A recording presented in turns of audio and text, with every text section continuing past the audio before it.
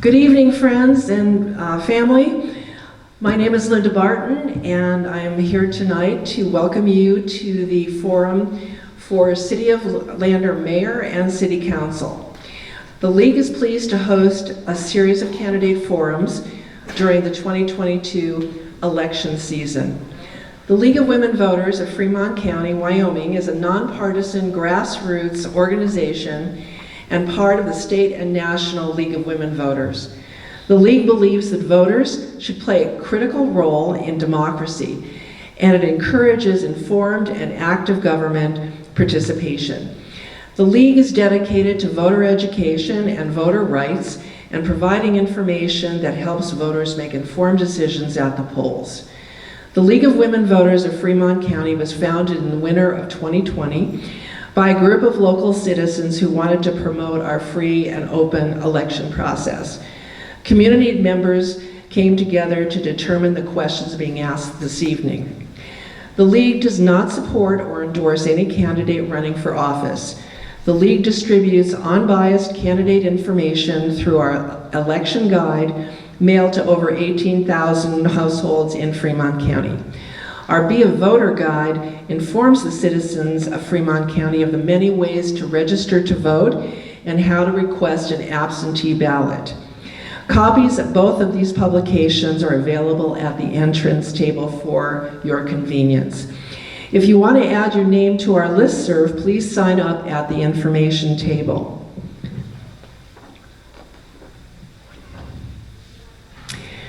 And also visit our Facebook page.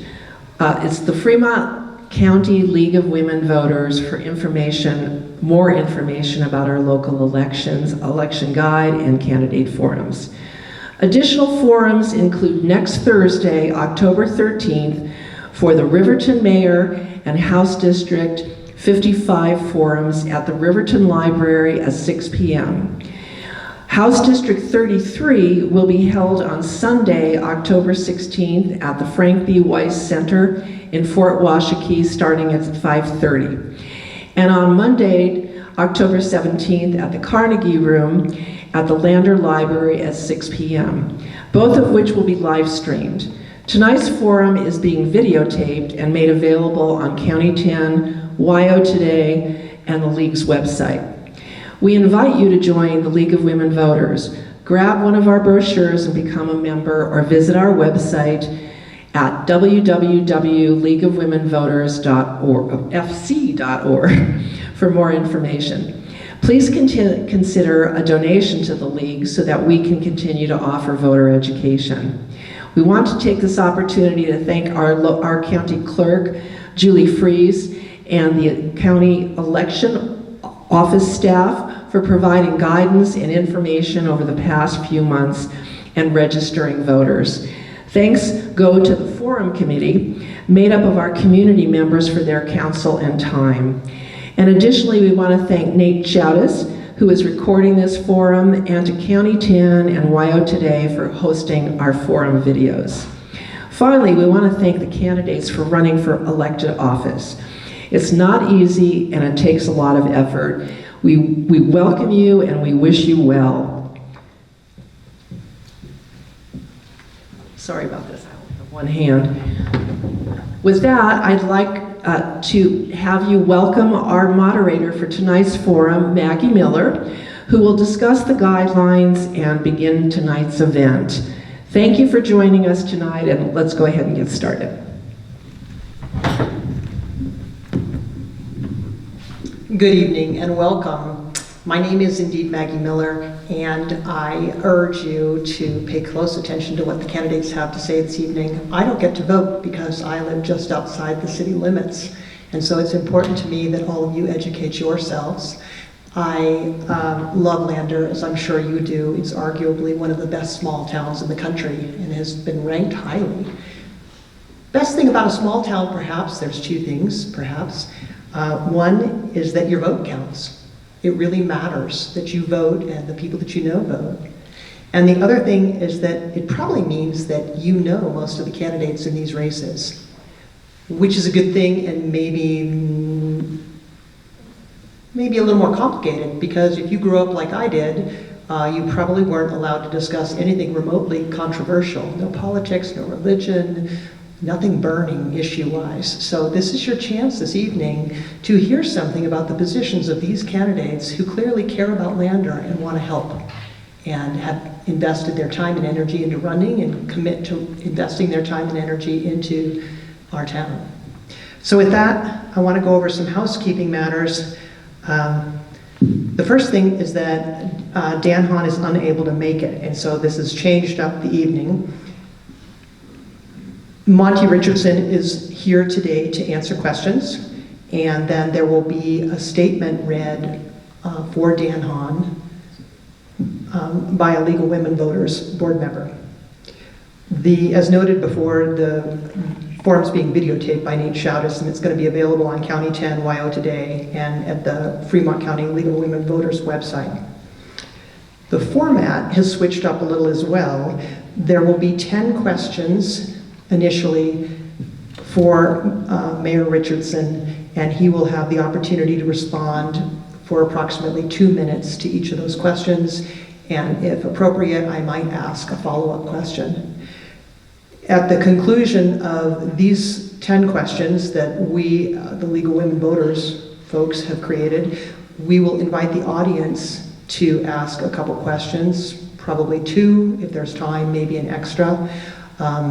After the third question is answered by Mayor Richardson, a volunteer will be circulating around to collect those questions. At the conclusion, at the outset and the conclusion, Mayor Richardson will have the opportunity to make a 2-minute opening and closing statement.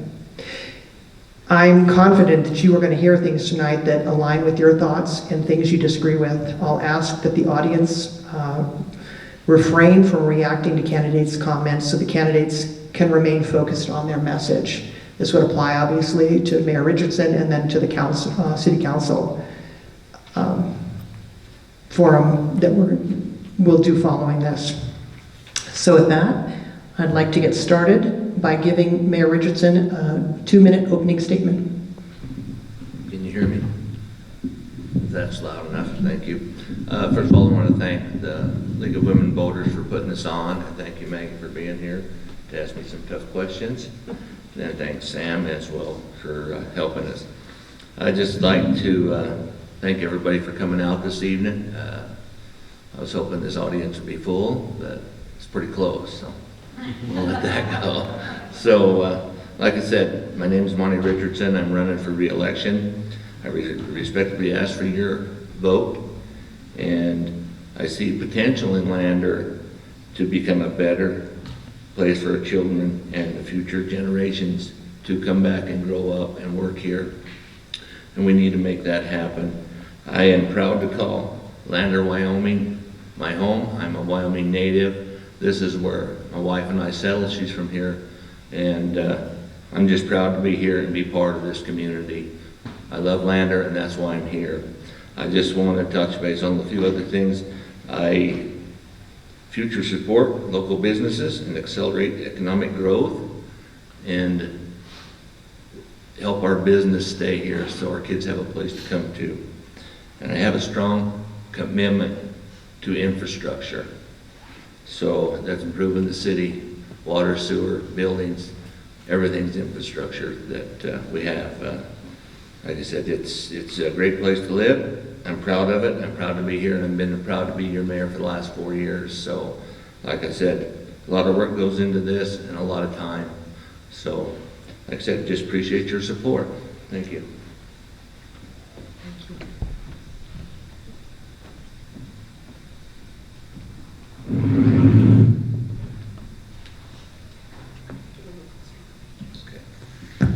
Good evening. I'm Kate Foster with the League of Women Voters, and I have the honor of reading the statement from Dan Hahn, which follows here. Thank you, League of Women Voters, for taking the time to put this event on for us. I'm sorry I cannot be with you tonight, but dental surgery has me laid up. Sorry, but thank you for understanding. I moved here from California 46 years ago, married a hometown girl, and raised a family. I left California because the politics were destroying it. It is coming here quickly. This is your town, Do you want Lander to be like Jackson Hole or California? This is serious to me. I have 30 years working in a family business, 17 years in management in Fremont County, 14 years currently with YDOT, 10 years as supervisor, and can retire at any time. 37 years with the Lander Fire Department, and am past chief. 16 years on Lander City Council, and have been on many various boards over the years. Lander, I have been listening to you and your concerns. These are my top concerns and top priorities. Safety is always number one in any structure, whether it's family, business, or government. I believe we have a great police department under Chief Scott Peters, great sergeants and officers, along with our fire department and EMS. I do not think twice safety is handled very well in Lander. I believe in good, clean drinking water and lots of it. Problem streets and problem water and sewer lines are a huge concern that need to be addressed. This includes potholes. I believe in green space, but not at the expense of displacing families. I do believe in flood mitigation, but not a 1,900-foot wall on Fremont Street, and again, possibly displacing multiple families.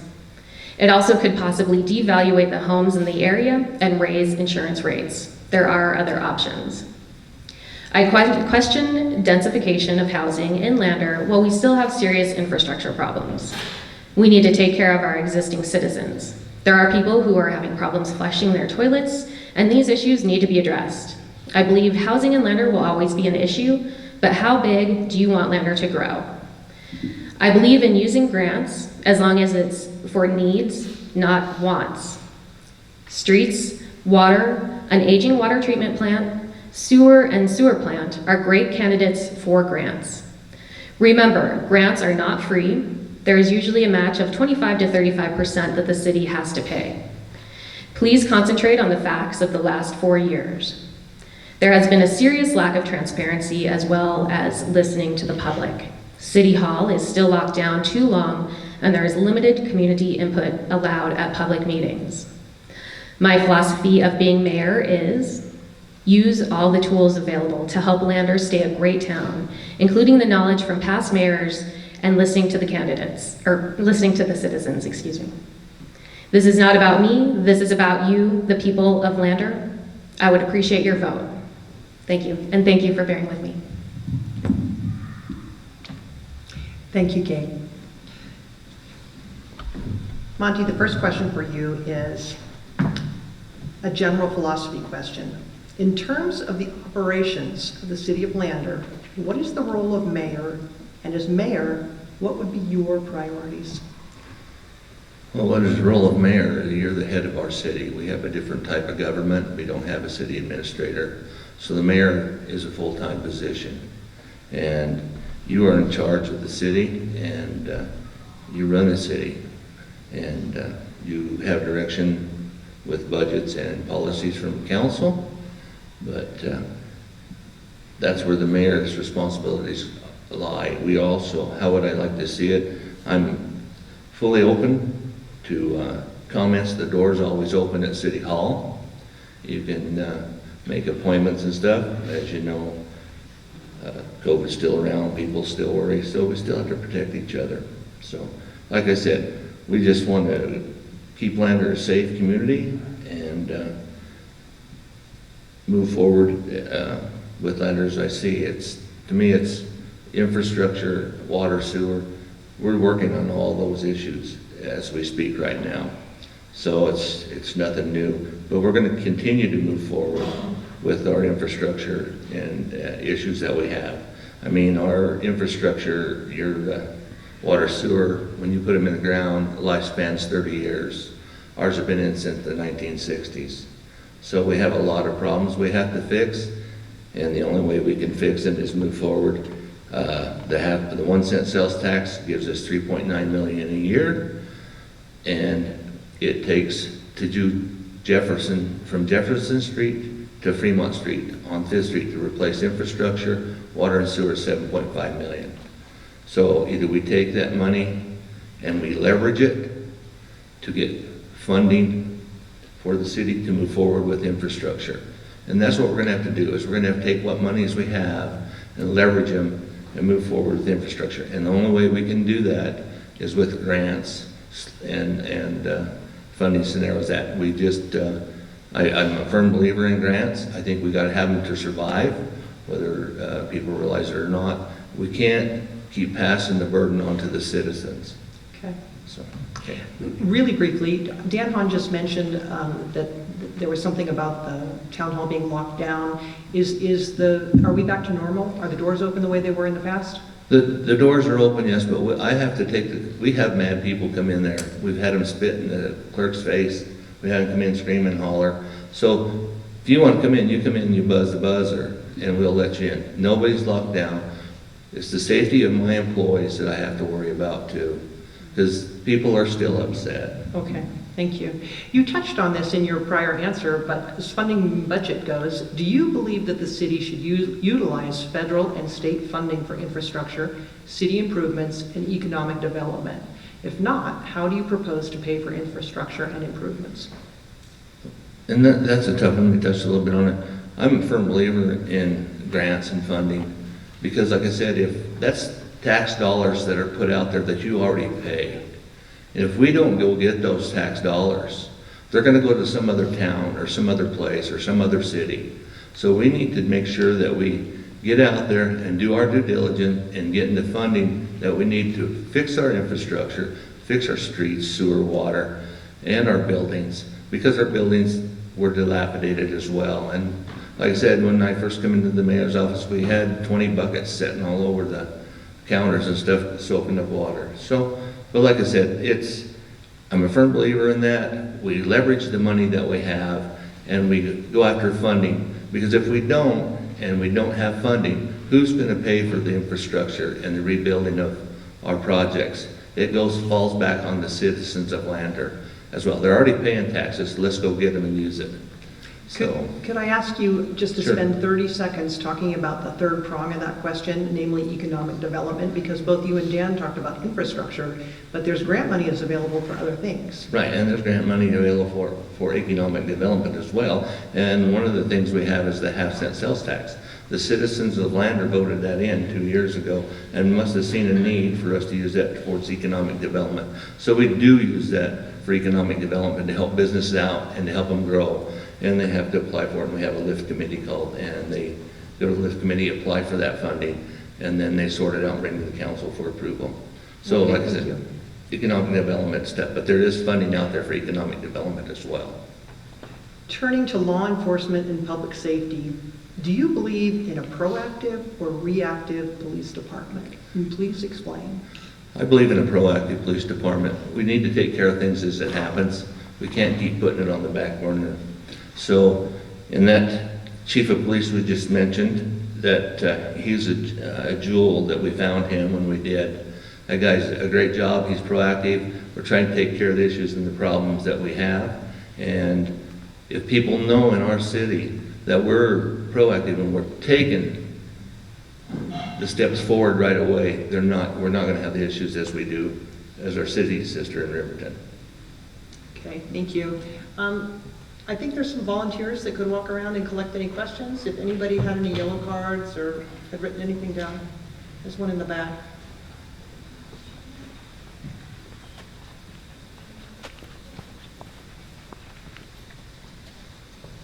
So another question on law enforcement and public safety. Right. Given Lander's growth, how can Lander retain emergency and safety personnel better?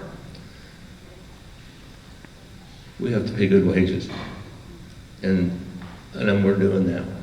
We have raised the wages. We give them a 7, everybody. I mean, it's just not law enforcement, all my employees. To retain good employees, you have to pay them to stay or you won't have those employees. Our police department are specially trained. We have just raised their wages as well. And like I said, to keep good enforcement, we're gonna have to keep wages up to where people can live and sustain in the city of Lander, Wyoming. As us growing, I fall back to the Census Bureau and stuff, and we're at 7,500 people still. We've been at 7,500 people the last 3 years. I don't think we're growing within the city. I think we're growing in the county, and that's where the growth is coming from. So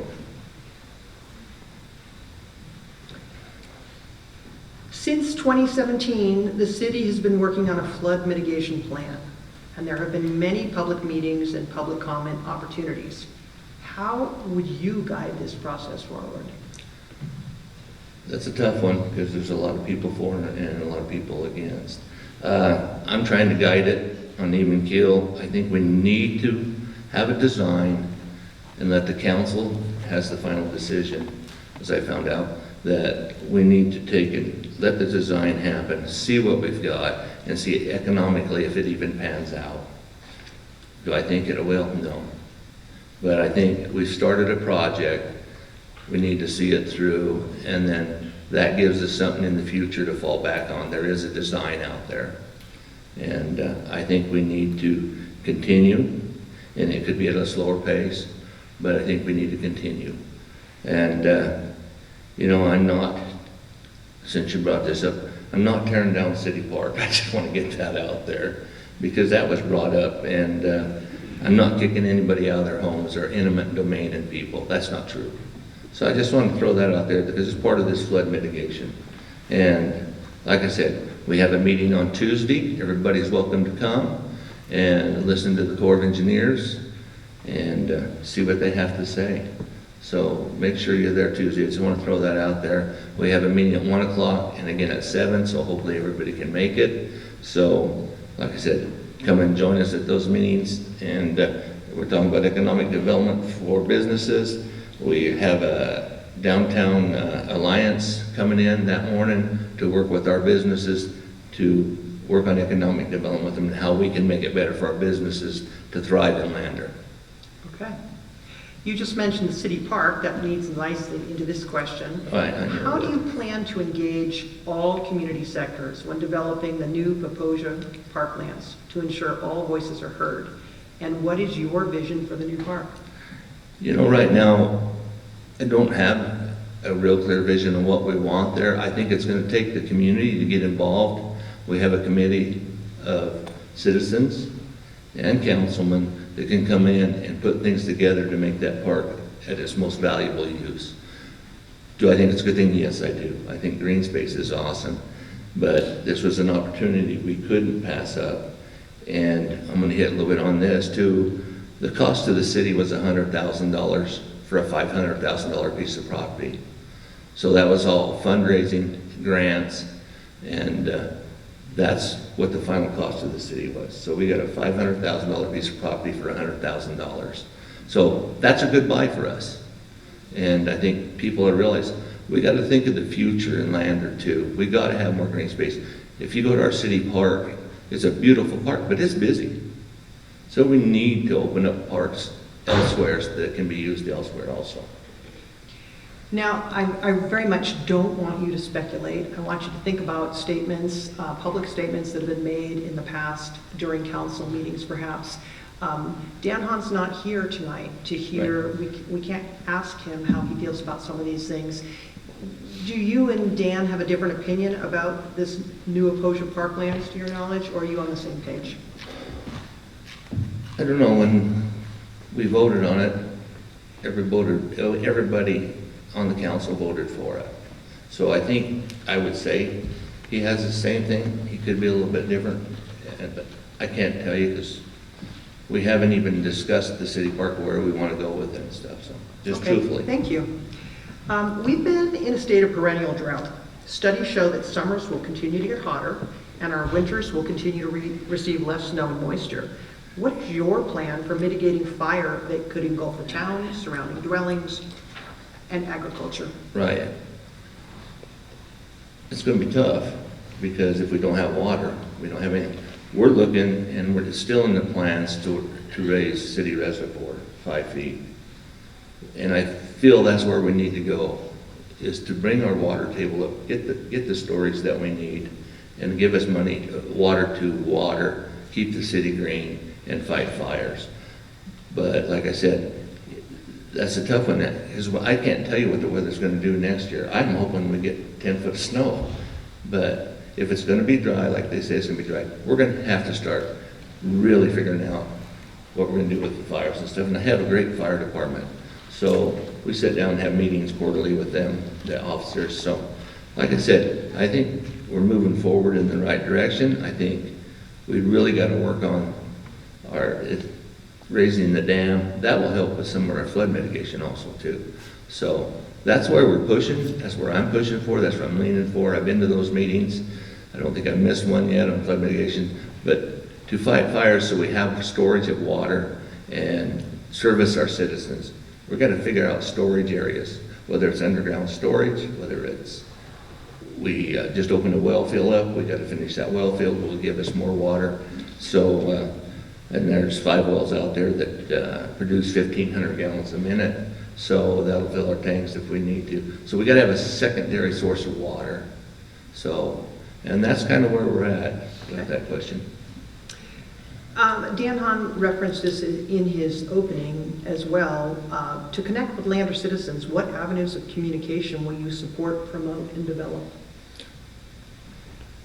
Well, I just hired us. We finally got a communications coordinator in, and she's going to help us that. We were shorthanded through COVID, and hopefully that she's going to help advertise and communicate with the public a lot better, which she will.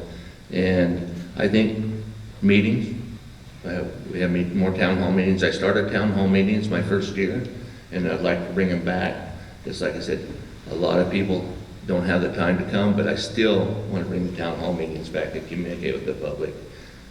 I also do different things so we can get out with the public and communicate. You know, we opened up the pig roast and do that on once a year and have people come and communicate, talk to each other, and talk to us as well.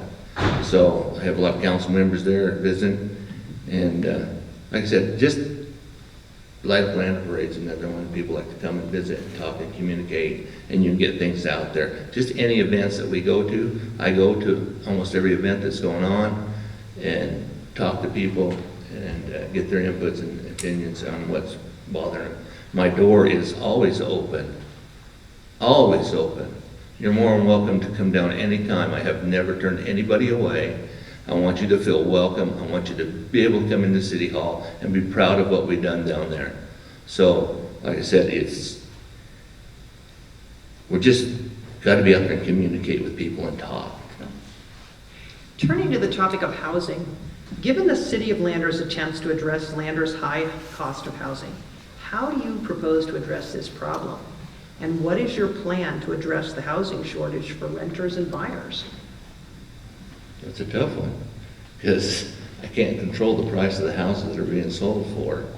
And I think it's ridiculous because I'm on fixed income as well as the elder people, and it's hard. You think you've got this home bought, and then your taxes go up and everything goes up on you. To fix the price of homes, I don't know. We're going to have to work with the legislators and see if there's something we can't do, such as a Homestead Act or something like that to help our citizens out. But the price of homes, I can't control that. I wish I could, but I can't. If I had a crystal ball, it How would about tell the me. shortage part? I mean, The I know shortage that part? Dan, in Well, his and we opening are talked working on about it. not wanting to grow, right? Right. Is that even a desire? Do we want more housing here? We do. We need it. The adults can't afford these homes anymore. So we need to have the 2-bedroom houses and the smaller type units. Can we build them? Yes. Do we have the property to build them? That's the other thing. The city property is all tied up to which we have. Can we work? I've been working with the hospital to release some of that property we have up there, because they're going to need housing for their nurses and stuff. Is that a place we put, condo type homes or apartment homes? I see every town's building them for people that need a place to live that work here. So can they afford these houses we have now? No. Can we make things happen? Yeah, but we got to keep working with it. I have talked to Representative Larson and Senator Kel Case about property that could be available that the state owns. So we're still working on that. This takes a long time to get things ironed out, to get property from the state.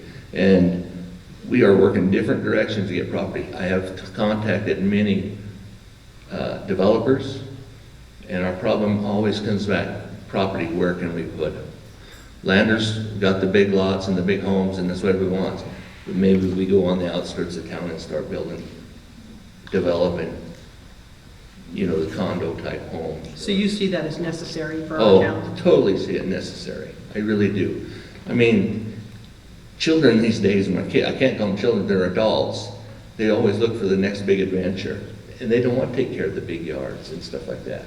So I feel that it's a desperate need for them. I couldn't come into town and buy a new home right now. Or buy one of the old ones that are sitting around. I don't think anybody in here could afford it or want to afford it, so. So the final question before we get to some audience questions Okay. pertains to economic development.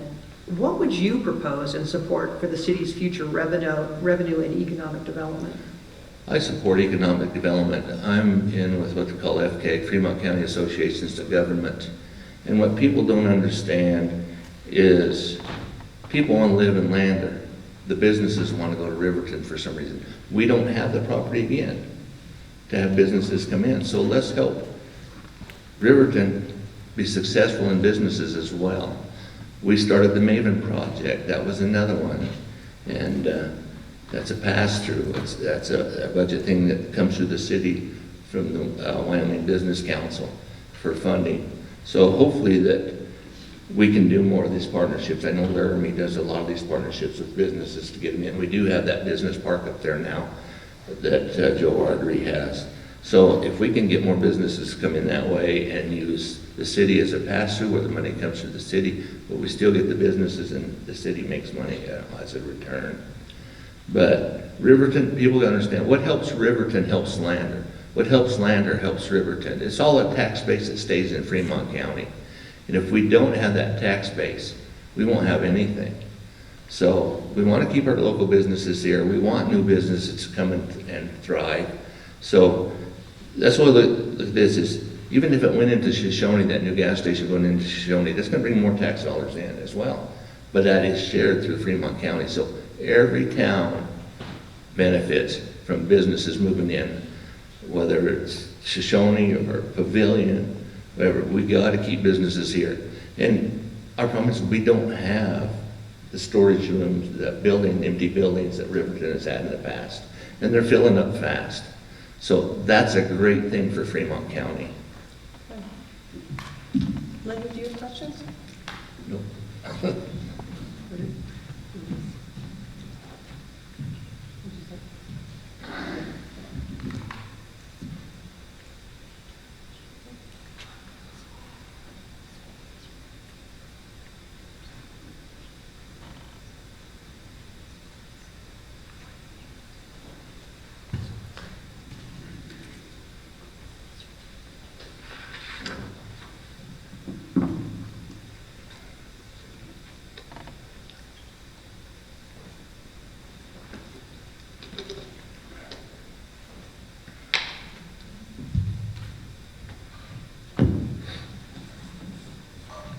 A lot of interest, a lot of questions. A lot of interest, a lot of questions. So the first one, and I haven't read through these, and I'm not going to You're waste fine. everybody's time reading through them. I'm just going to read them cold turkey. Cost of living. Bailey's just closed their tire bay due to employees being unable to afford to live here. Now they can't commute from Riverton either because of gas prices increasing. My property tax went up significantly. How do we not become Jackson so their kids can live here?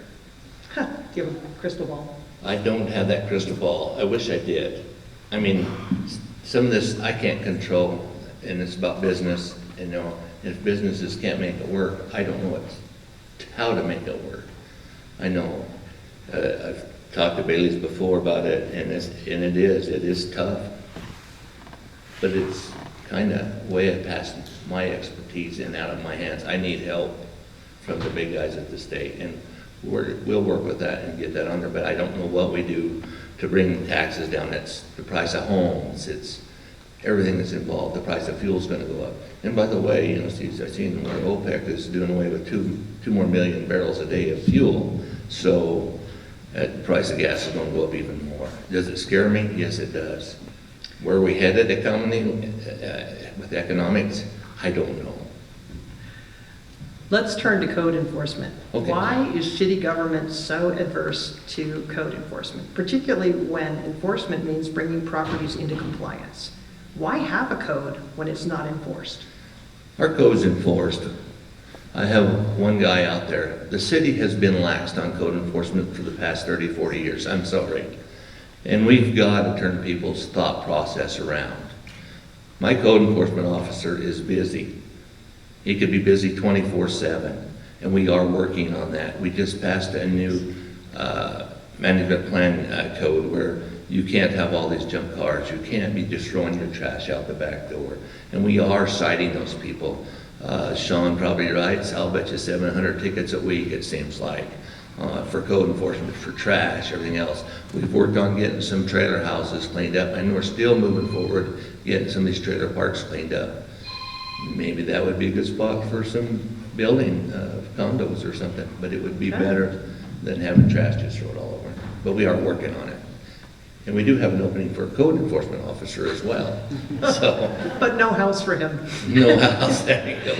Do you believe the best way to use half-cent economic development funds is to continue doling them out to existing businesses or use them to attract larger businesses? You know, I think our small businesses need help also. I really do.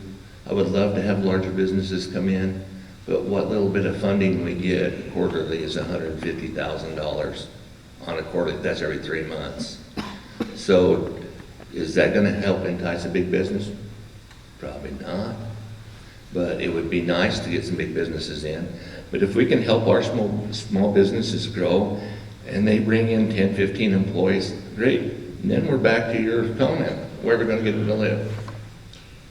So here's a question for you. Go ahead. How do you differ from Dan Hahn? And be nice. He's shorter and I'm taller. We've been neighbors for quite a while. And like I said, I don't know whether we differ a lot. We differ a lot on opinions and, you know, and how things should be done, which everybody's going to differ on opinions. But like I said, I don't know how we differ. I really. Well, let me ask my follow-up question to that. Yeah, you ask me. How do you differ from Dan with regard to the whole grant application? Well, I don't think he thinks we're grant poor, and I think we're grant rich. And without grants, we can't move forward. I can't afford to pass more taxes on to my citizens. And if without grants and funding, we can't move forward. Well, he said in his statement that he feels they're appropriate for needs but not wants. And everything else. Are there grants that you believe would be reasonable for what he would characterize as wants? Whatever those are, I don't even know what those are. I don't either, and he's not here to tell me, but our needs, everything I've talked about, water, infrastructure, buildings, they're all needs. No, I think he would agree with all those too, though. But Yeah. what about the other stuff? Do you think it's Well, I appropriate don't for know. arts, for instance, to use grants? For parks, Arts. there's grants out there for parks. Arts, like Oh. arts funding, stuff like that. Arts funding. Extras. Do you think Extras. grants are appropriate for that? I would say the half-cent sales tax, if it helps bring business in, it would be appropriate for that. Okay. But And pretty quick here, we're going to wrap this up so you can make a closing. According to openthebooks.com, 2 city employees, as of 2020, made over $150,000 a year. If true, how is this salary justified? Other cities in Wyoming do not pay this much. Why, Lander? I don't think I have a city employee that makes $120,000 a year, you know, outright. There was some wrong information that got printed out there on that news thing. The only one I would have close that makes that is Lance Hopkins. He's at the $100,000 range, and the reason he's at that range is he comes to us a very valuable architect and engineers, and we're using his licenses to do project designs and all that thing. If we didn't have him, then I'd have to go hire more engineers and architects to do what he does, which is going to cost me triple. So he brings us in money. I know I've had a couple employees that have left us that have retired that were with the $100,000 a year mark, and they no longer work with us, but they had retired and moved on. So there was 3 of those. But right now I have nobody in there that, other than Lance Hopkins, our city engineer, that is a valued person for the city. And we use his license and his expertise to save us money, and he is well worth it. We haven't had an engineer on board for, I think, since, it'd be Don Ashby, I think is his last name. Since he was here, he was our last city engineer that had an architect degree. So, like I said, Lance Hopkins is a valued employee. He saves us money, he makes us money, and that guy thinks outside the box. He's got a lot of people don't like people thinking outside the box. I think outside the box all the time, and they have to settle me down because I want to go so fast and to get things fixed and move this direction and move that direction. But this is government. People got to understand, government moves slow. I had to take big steps back, and then COVID hit, and that just really put us on our heels. But we kept the city going, and that's what we got to remember.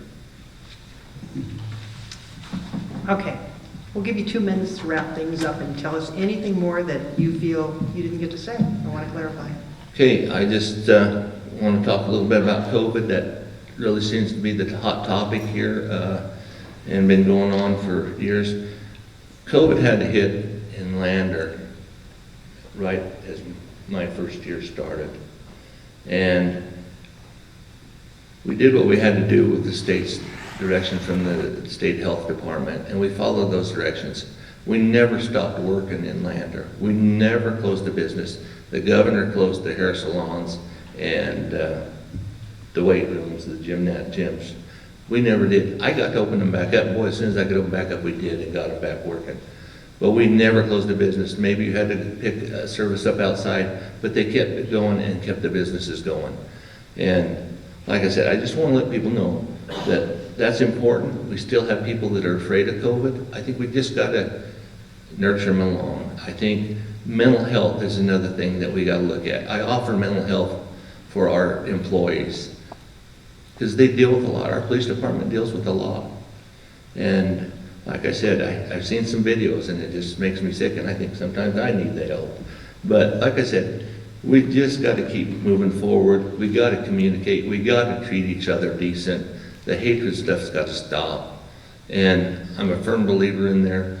I've seen stuff posted and stuff. And why? Because we have a difference of opinions. I think it needs to quit. And I'll close it at that. Like I said, it's a crazy time out there, and it's crazy for all of us. But when we have friends and family members that split up and leave each other because they can't agree to get along, you can disagree to disagree, but do it in a nice way, because there is a lot of hatred. You know, and like I said, I've had a lot of threats. Does it bother me? No, because people are just mad. And hopefully the madness can go away. Well, thank you very much for answering all of our questions.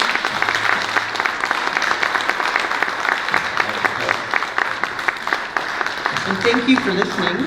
I believe that after the City Council forum, there will be a gathering out in the foyer, and I don't know if you're planning on staying. Oh, I'm going to stay. All right, then you'll have a chance perhaps to ask Monty Richardson questions in person out in the foyer if your question didn't get answered, or if you've thought of something else. Or we go out and have cookies now while they're setting up and ask questions. We're going to take a short intermission to get ready for the council forum. Thank you very much. Thank you, Maggie.